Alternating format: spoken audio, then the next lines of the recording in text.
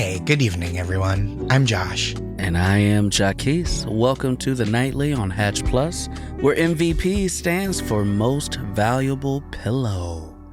What a beautiful thing. What's up, Josh? Oh, not much. I've been laying low lately, recovering from a little illness, but I think I'm about to be back on my feet. Oh man, did you get hit with the vid? I did. Dang. I know. It's back. I know. I'm like medium careful and I still got. It was no good. Got. I know. I read a book while I was sick. 2 books. Lovely. Yep. Read Amy Silverberg's novel, Long Time First Time. Really enjoyed that. And my friend Maddie Lubchansky's graphic novel, Simplicity. That's dope. Yeah. Trying to catch up on some reading while I couldn't do any moving around. Yeah, absolutely. How are you? I'm great, man. I'm great. You know, I wish I was a reader. I'm not a reader. I read scripts, I read stage plays and things like that, but I don't read books. I have a hard time focusing on books, and I lose interest because, you know, I used to have to do book reports during the summer when I was a kid. My mom would make me do book reports. Oh, like extracurricular, your mom just keeping you sharp? Yeah, keeping me sharp. And so by the time she stopped that and I was like, I'm not reading nothing on my own unless I'm made to read it. Yep. But yeah, so I just have a hard time focusing on books now and things like that. But maybe I just need to find the right one. I feel like with books, people kind of act like all reading is the same. And it's like, I don't know, probably there's some stuff that's more interesting and less interesting to everybody. You know what I mean? Of course. Of course. What keeps you engaged more with scripts and stage plays? Just the pacing of it, or just you're more interested, more visual? Yeah. I think I don't need narrator. I don't need that style of writing. So with the script and the stage play, it's dialogue. So for me, my brain moves quicker and is able to stay focused on that because I'm able to visually see that more than I am with a book. My brain doesn't necessarily start adding visuals and connecting to things when it's just in a blue moon shined on a dark cat. And I'm just okay, that's whatever. I'm sure that's very nice, right? But let's move it along. Yeah, absolutely. But with dialogue, I am able to connect more with that emotion and that talking and that type of storytelling a little bit more. So I think that has a lot to do with it. Yeah, I like that too. I like, if I see page and a half of just block paragraphs, it's all right, well, we're just going to be describing a meadow for a while. I'm like, this is not for me. I'm I got it. I got to get up out of here. I love it. How have you been? I've been good. I'm thinking about vacation for next year. Oh, very nice. I'm done traveling this year. But next year, I want to go on a theme park adventure. That's my goal for 2026. You do this all over the world, right? Yeah, I only have one left. What country is this last one in? Hong Kong. Oh, that's really cool. Yeah, I only have one left. So, one day, hopefully in the next year or two, I'll get out to it. Maybe for my 40th, which will be next year. But, we'll see. Amazing. Well, fingers crossed. Yeah, that's really exciting. Yeah. Okay, Jacquis, it's been a little while since we've played a game together in the Hatch Pillow Fort. So how about tonight we play the guest list? Let's do it.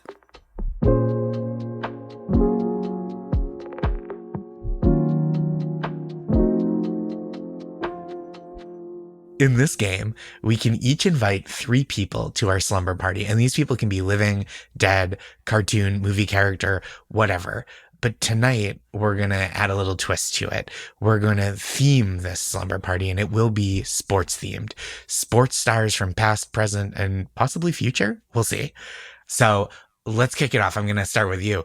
Jacquis, who are you going to invite to our slumber party and why? All right. I got my first person. There's no way this person is not going to be on my list. So let's just get it out of the way. His Airness from North Carolina, number 23, 6'6", Michael Jordan. Incredible pick. Was also my number one pick too, and I'm not even from Chicago. Of course. There's no way. We got to talk for the listeners a little more about why Michael Jordan for a slumber party. Oh my gosh. I mean, first of all, look, I grew up in Chicago in the 80s and 90s, so this is Jordan era. So Jordan was just larger than life. Like, he was larger than life. He brought my city many championships. He is considered to be one of, if not the greatest basketball player of all time. I feel like, he would come bearing gifts, which for me, give me some Jordans, baby. I want some Jordans, maybe a couple Hanes underwear, you know what I'm saying? I think he has a tequila brand. He got a tequila brand, and when we need some electrolytes in the morning, he gonna hit us with that Gatorade. You know what I'm saying? Yep. Like, he's gonna have everything that I need because he is the face of so many different like products and things like that. He gonna have some cigars, and let me tell you something. And I'm going to say this as lightly as I can because, here on Hatch Plus, we don't do anything that we're not supposed to do. But, like, if you look in Michael Jordan's eyes, you can tell he going to bring some things that you can have a fun night with. You know what I'm saying? Yeah. If you know what I'm saying. Yeah. You know what I'm saying. And so I feel like Mike would be fun. And, like, I just want to hear stories. I want to hear stories from the petty king himself. Absolutely. I also want to hear all the Dream Team stories. Yes. All the Bulls championship stories. I want to play cards against a guy who does not need the money, but also just wants to destroy your life. Just wants to destroy you. Like, yeah, that's the thing too. Like, he gonna gamble. He gonna get, you can bust out Uno, and like you might come up. That's right. Up. Yeah, you might get a little money in your pocket. I'm all in on green. Yes. So I need me a little Michael Jordan. He's number one on my list as well. You said it was number one on your list too. So what draws you to MJ? I just think he's such a fascinating hang, right? They made that documentary, The Last Dance, and the stuff he'll say on television is stuff that most people would take to their grave. So what would he say in private? I just want to hear all the stories. Yeah. Also, Michael Jordan is, if not one of the most memed persons of all time. Like, Crying Jordan was the number one meme for a decade, it feels like. Years running.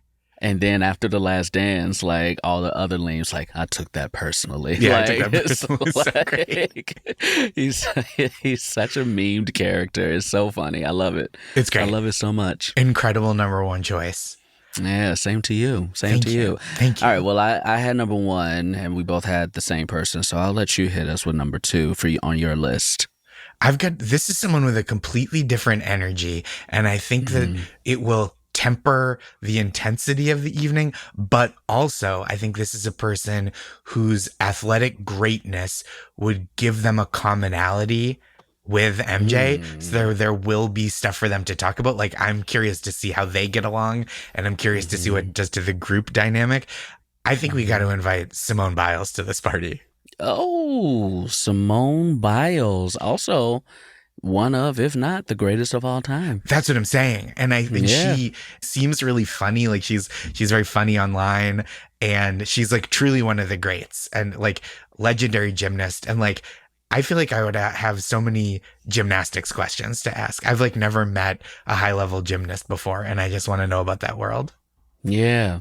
It's also interesting too, because first of all, Simone Biles currently a Chicago resident as well, because she's married to a player on the Chicago Bears. But being a gymnast is wild. I used to date someone who taught gymnastics to children, and you got to start at 2 years old. There's no coming into it late. And late is 7. It feels there's no coming. If you don't come into it, pretty much as you're learning to, navigate the world from a mobility standpoint, it's over. But, one thing that I really love about Simone Biles that I would love to talk to her about is something that, I'm sure maybe there has been conversation about it, but, she got what we in sports call the yips. Yeah. And if you don't know what that is, it is when you become fearful of the activity you're doing. And she got this like mid-Olympic, if I remember correctly, Yeah, right? she had to pull out, right? Because I think in gymnastics specifically, they call it the twisties. The twisties, okay. But it's the same concept, right? Where you like, you lose the sense of yourself in the air. Yeah. And she just like knew herself well enough to go like, I've got to tap out of this competition. I got to tap out of it. And like generally when a athlete gets the yips, the twisties, whatever you want to call it, like that's usually it. Like Right. for them in their career. And she came back from that and still was at a top athletic level, still a gold medalist, still the greatest. And Incredible. like I think that's so dope and so interesting and just speaks to her mental fortitude. Like she would be such a fun person to have. Yeah, I love that. I love that. And pick. it would be extremely fun. I don't know anything about her in this regard, so this is not conjecture. I'm just saying it would be extremely fun if she were also kind of a degenerate gambler. I love it. She is. Everybody is. Everybody we're invited in gambles. Oh yeah, I know. I feel like Michael Jordan brings the gambler out in people. Yeah. Who do you have number 2? I was going all real people at first, and I had some options, right? I had Dennis Rodman, if I wanted to stay going in the Chicago lane. I had Anthony Rizzo, who's a Chicago Cub. Yeah. Helped us win our World Series. Just announced his retirement. Is that right? Yeah, just announced his retirement. Seems like a very fun hang, Sammy Sosa. But this was like Chicago-based. But these don't have to be living. These don't have to be non-fictional. Mm-hmm. And so I think I got to go with somebody who I've loved my entire life, who also has a connection to Michael Jordan because they were teammates on the Toon Squad. I think this figure was also on my list. I got to go Bugs Bunny, baby. Bugs Bunny, incredible hang. I got to go Bugs Bunny. Like Bugs Bunny. I have a tattoo of Bugs Bunny on my arm. I love Bugs Bunny. Mm-hmm. He is the greatest cartoon character of all time. He's so great. He's the great. Mickey Mouse is the greatest mascot of all time. Mm-hmm. Bugs Bunny is the greatest cartoon character of all time. That's how I differentiate those two. Like he's so fun. He seems like it would be so fun to hang out with. He's such a fast-paced talker that like you're gonna stay on your toes that whole night in the slumber party. And like if MJ bring out the cards to gamble, Bugs can hang. Yeah. Bugs can hang. Bugs has no fear. This old dog want to learn some new tricks, and I feel like I can learn them from Mr. Bunny. I think this is an incredible call. I bet like Bugs Bunny has got to be an all-time great hang. Yeah, 100%. 100%. He would be so fun. And then I feel like, it's a connection to the rest of the Looney Tunes, too. Mm-hmm. Like, you might get to meet Daffy. Yeah. You might get to meet Sylvester. I bet those Looney Tunes stories are wild, too, where he's, what was it like when you were shooting this? You know what? There's a cartoon that I really liked. It was called The Looney Tunes Show, and it was basically a sitcom. And it was just like, they were just everyday people living everyday lives. Oh, that's so funny. I never saw that. It was so funny. And like, it's kind of similar to that where it's just like, oh, what would Bugs Bunny be like off camera? Yeah. And it was kind of a look into that. It was really fun. That's great.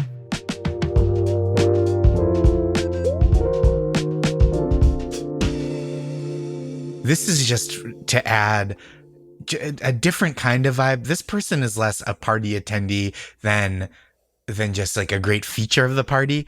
I'm bringing in Air Bud. Air Bud was, listen, I thought about Air Bud too, because Air Bud is just going to bring, you're going to have, it's nice to have a little pup. That's what I'm saying. An athlete, a pup. Yeah.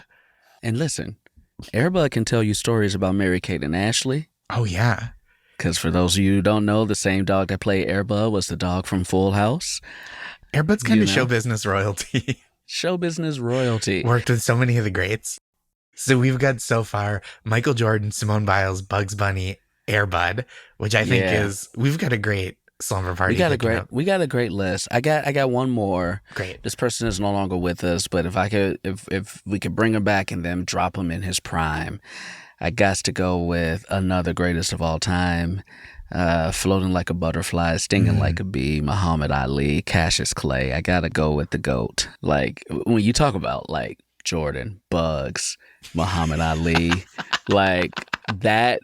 The stories, the laughs, the miles a minute conversation that you're going to be having in that slumber party. By the time it's midnight, we're going to be ready. I'm going to be ready to go to sleep. So I got to add Muhammad Ali and then throw in the Simone Biles and Air Bud. Like, this is a beautiful slumber party so far. We're having a great time. And we've got one last one. I'm going to do one more fictional character because I think we have a great breadth of athletes and characters.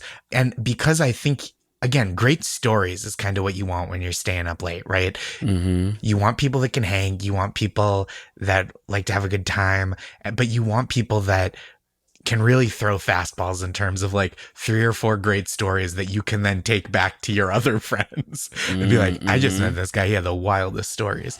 And so for that reason, I'm going to take Smalls, the narrator of the film The Sandlot. Yes. Who grows up to be an announcer. And spoiler alert for The Sandlot, a movie that came out in, I think, 1993. It is for children. Yeah. But he's like reminiscing on his days playing in The Sandlot with Benny the Jet Rodriguez. And he just seems to have like a really kind of warm, thoughtful memory for baseball. And I want to hear all this guy's stories. When was the last time you watched The Sandlot? It's been a while. Nostalgia is heavy with The Sandbox. Yeah. Or Sandlot, for real. Yeah. I hadn't seen it since I was a kid and just rewatched it because I was doing a improvised Sandlot show where, you know, a bunch of actors go and perform a movie, and obviously it goes off the rails and it's not like the movie and things like that. But sometimes we'll watch the movie beforehand individually just to kind of remember certain things from it that we can play with. And I just rewatched The Sandlot. So like, one, it was really fun to be reintroduced to those characters. And then two, I was like, oh yeah, this was definitely a kid's movie. I was bored out of my mind watching. Yeah, there's like a few really sweet moments and then a lot of stuff they're like, oh, this is just for children. Yeah. But those characters for sure are ingrained in nostalgia for both of us and a lot of people in our age range. So that would be fun. And it feels like it would bring an air of like old schoolness. Totally. Because The Sandlot is based in like the day. Right. They had like the Babe Ruth autographed ball. Yeah. So it's after that period, but like still everybody's got those like 50s haircuts. It seems like Dennis Leary, right, as the stepdad. Yeah. So it gives us a little bit of that like, you know, Americana, but just like fun story Americana feel. Yeah. A kind of like talking to your grandpa. Talking to your grandpa. Yep. Yeah. Whoa. Yeah. Well, that's fun. This is a great group we've assembled, and I'm starting to get a little sleepy. I gotta rest up for when we have this party. So I know. I think I'm calling it a night. Good night, Jacquis. You know what? I think I'm gonna follow you. Get ready for when Mike comes to take all my money. So until next time, good night, Josh.